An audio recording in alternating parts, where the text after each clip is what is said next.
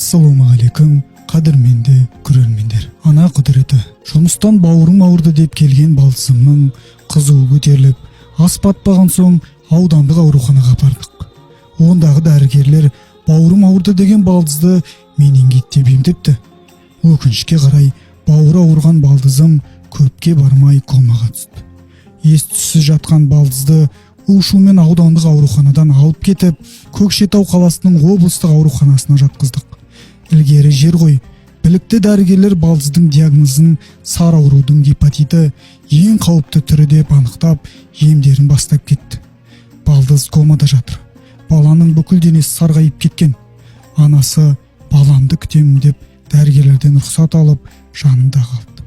Тек дәрігерлер, егер балаңыз комада 3 күннен артық жатса, дайындала беріңдер, үміт жоқ деп ескертті де, бұл сары аурудың түрімен ауырған 100 адамның 2 адамы ғана тірі қалады деп үрейімізді одан сайын ұшырып қойды.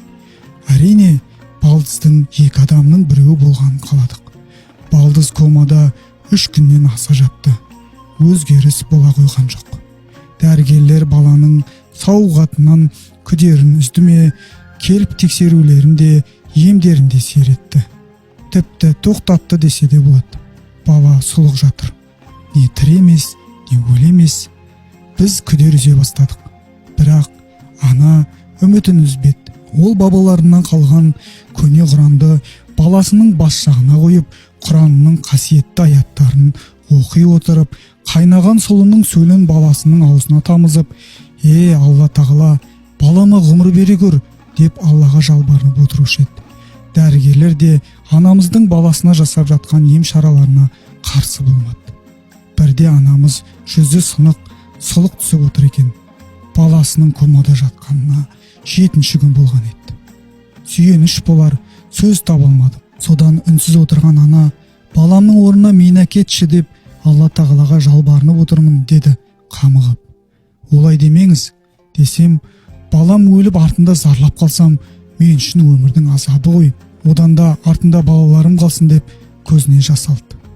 Анамызды қатты аяп кеттік. 4 айында халық жауының қызы болып жетім қалған, 10 бала тауып батыр ана болған баланы неге таба бересің дегендерге, мен жетім, жолдасым жетім, сондықтан балаларымның болашақта туыстары көп болсын деген қамым ғой деген ананың жаны торықты ма деп едім. Жоқ, балам жазылады деп жігерленіп, ана емін жалғастыра берді.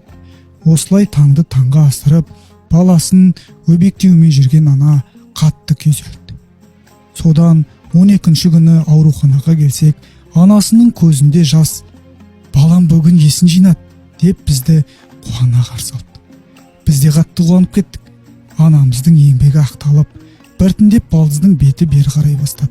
Дәрігерлердің айтуы бойынша, өт ағзаға жайылып, миға да әсер етсе керек. Оның үстіне оны менингит деп емдегендері бар. Есі қалпына келе қоймады. Дегенмен комадан шықты дегені болмаса, тірі әруақ еді. Балдызды үйге әкелдік. Адамдарды танымайды, бетімен сөйлейді. Содан ауыл молдасы, балаң намаз оқыса, мүмкін оның көмегі тиер ме еді деген соң анасы баласын өзімен жетелетіп сәждеге шықты. Алланың қасиетті Құранының құдіретіне көзім жетті. Бала жүйке сары ауруынан толық айықты. Алланың өзі де рас, сөзі де рас деген ыпырас екен. Содан дін жолына түскен балдызым медреседе оқып, бүгінгі күні ауылдың белді имамы болды.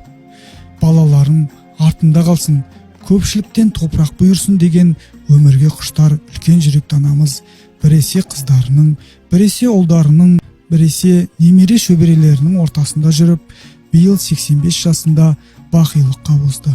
Анамызды жер қойнына тапсырар сәтте борандатып тұрған күнде ашылып, тамшылар ағып, табиғатта бізбен бірге жоқтағандай жылап тұрды. Иманың кемел, мекенің жәннатта болсын, әзиз ана. Қымбатты көрермен, бұл видеоны толық көріп шыққаныңыз үшін үлкен рахмет. Егер сізге ұнаса, лайк басып, каналға жазылыңыз. Келесі кездескенше сау болайық.